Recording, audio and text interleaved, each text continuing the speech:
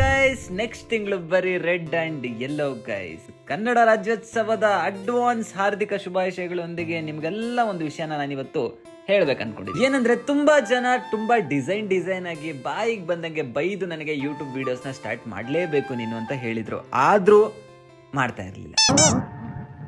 ಎಲ್ರೂ 10 ಸೆಕೆಂಡ್ ಮೌನಾಚರಣೆ ಮಾಡೋಣ.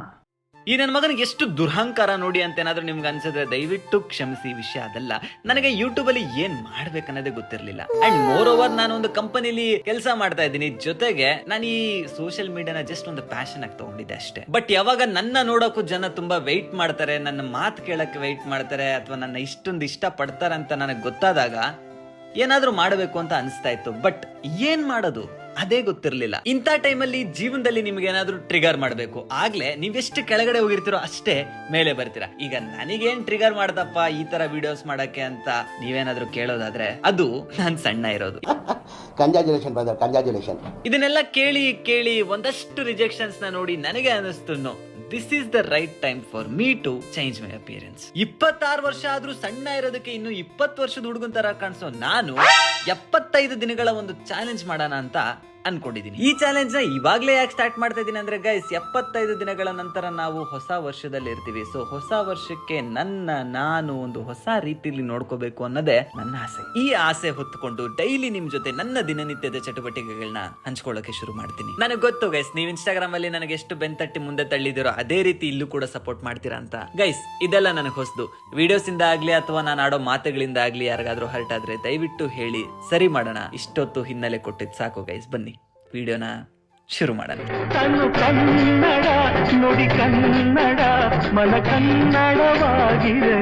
Hi hello ನಮಸ್ಕಾರ. ಮಾಡೋದು ಒಳ್ಳೆ ಸಂಸ್ಕಾರ ಗೈಸ್. ಇವತ್ತು ಬುಧವಾರ. ನಾನು ಆಗ್ಲೇ ವಿಡಿಯೋದಲ್ಲಿ ಹೇಳ್ದಂಗೆ 75 ದಿನ ಚಾಲೆಂಜ್ ಮಾಡಿ ನನ್ನ ಅಪಿಯರೆನ್ಸ್ ನ ಬದಲಾಯಿಸಬೇಕು ನ್ಯೂ ಇಯರ್ ಒಳಗಡೆ ಅಂತ ಹೇಳಿದ್ನಲ್ಲ, ಅದು 4 ದಿನದ ಹಿಂದೆ ಮಾಡ್ಬೇಕಾಗಿತ್ತು. ಇವತ್ತು ತಾರೀಖ್ 22.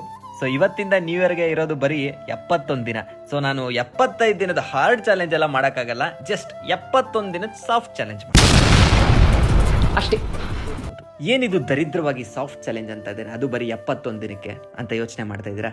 ಸಿಂಪಲ್ ಗೈಸ್, ನಾನು ಜಿಮ್ಗೆ ಹೋಗಲ್ಲ, ಆದ್ರೆ ಆನ್ಲೈನ್ ಕೋಚಿಂಗ್ ತಗೋತೀನಿ. ಜಿಮ್ಗೆ ಹೋಗ್ಬಾರ್ದು ಅಂತಲ್ಲ, ನಾನು ಕೆಲ್ಸಕ್ಕೆ ಹೋಗ್ತಾ ಇದ್ದೇನೆ ಅಂತ ನಿಮ್ಗೆ ಆಗ್ಲೇ ಹೇಳಿದ್ನಲ್ಲ.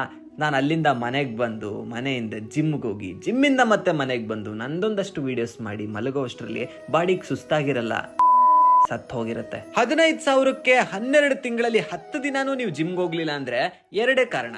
ನಿಮ್ಮ ಹತ್ರ ದುಡ್ಡು ಜಾಸ್ತಿ ಇದೆ ಅಥವಾ ನಿಮ್ಮ ಹತ್ರ ದುರಹಂಕಾರ ಜಾಸ್ತಿ ಇದೆ. ನನ್ನ ಹತ್ರ 2 ಕಮ್ಮಿ ಇದೆ. ಅದಕ್ಕೋಸ್ಕರ ಸ್ಮಾರ್ಟ್ ಆಗಿ ಜಿಮ್ಗೆ ಪೇ ಮಾಡೋ ದುಡ್ಡಲ್ಲಿ ಏನೇನೆಲ್ಲ ಬರುತ್ತೋ ಅದನ್ನೆಲ್ಲ ನಾನು ಆಲ್ರೆಡಿ ತಗೊಂಡಿಟ್ಕೊಂಡಿದ್ದೀನಿ. ಸೊ ಇದ್ರಲ್ಲೇ ಎಷ್ಟು ಬೇಕಾದ್ರೂ ಮನೇಲೆ ವರ್ಕೌಟ್ ಮಾಡಬಹುದು. ಸೊ ಇದರಿಂದ ನಿಮಗೆ ಬೆನಿಫಿಟ್ಸ್ ಏನಪ್ಪಾ ಅಂದ್ರೆ, ಯಾವಾಗ್ಲೂ ಕಣ್ಮುಂದೆ ಇರೋದ್ರಿಂದ ನೀವು ಅವಾಗ ವರ್ಕೌಟ್ ಮಾಡಬಹುದು ಅಂಡ್ ಟೈಮ್ ಕೂಡ ಮ್ಯಾನೇಜ್ ಮಾಡಬಹುದು. ಸೊ ಇದಕ್ಕೆಲ್ಲ ಎಷ್ಟು ಖರ್ಚಾಯ್ತು, ನಾನು ಆನ್ಲೈನ್ ಟ್ರೈನಿಂಗ್ ಅಲ್ಲಿ ಏನೇನೆಲ್ಲ ಕಲಿತಾ ಇದ್ದೀನಿ ಅದನ್ನೆಲ್ಲ ನಿಮಗೆ ನಾಳೆ ವಿಡಿಯೋದಲ್ಲಿ ಹೇಳ್ತೀನಿ. ಇನ್ನು ಇದನ್ನ ಬಿಟ್ರೆ ಡಯಟ್ ಗಿಯಟ್ ಅಂತ ನಾನು ನಿಮ್ಗೆ ಅಪ್ಕಮಿಂಗ್ ವಿಡಿಯೋಸ್ ಅಲ್ಲಿ ಎಲ್ಲ ಅಪ್ಡೇಟ್ ಕೊಡ್ತಾ ಹೋಗ್ತೀನಿ.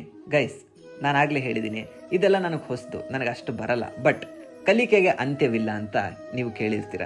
ಸೊ ನಾನೇನೇನೆಲ್ಲ ಕಲಿತೀನೋ ಅದನ್ನೆಲ್ಲ ನಿಮ್ ಜೊತೆ ಹಂಚ್ಕೊಂಡು ಹೋಗ್ತೀನಿ. ನಿಮ್ಗೆ ಏನೇನೆಲ್ಲ ಆಲ್ರೆಡಿ ಗೊತ್ತಿದೆ, ನೀವು ನನ್ನ ಜೊತೆ ಹಂಚ್ಕೊಳ್ಳಿ. ನನಗೆ ಗೊತ್ತು, ಬರೀ ಕೆಟ್ಟದಾಗಿ ಮಾತಾಡೋ ಪ್ರಪಂಚದಲ್ಲಿ ನಿಮ್ಗೊಂದಷ್ಟು ಒಳ್ಳೆ ಮಾತನ್ನ ಕೇಳಬೇಕು ಅನ್ಸ್ತಿರುತ್ತೆ. ದಯವಿಟ್ಟು ಸಬ್ಸ್ಕ್ರೈಬ್ ಮಾಡಿ. ಹೋಗೋಕ್ಕೂ ಮುಂಚೆ ಒಂದು ಕಿವಿ ಮಾತು, ಕಲ್ಮಶನ ನಿಮ್ಮ ಹೃದಯದಿಂದ ತೆಗೆದಾಕಿ. ನಿಮ್ಮ ಜೀವನ ಬೆಲ್ಲ ಆಗಿರುತ್ತೆ. ಒಂದೇ ದಿನದಲ್ಲಿ ಏನೂ ಆಗಲ್ಲ, ಬಟ್ ಒಂದಿನ ಎಲ್ಲ ಆಗಿರುತ್ತೆ.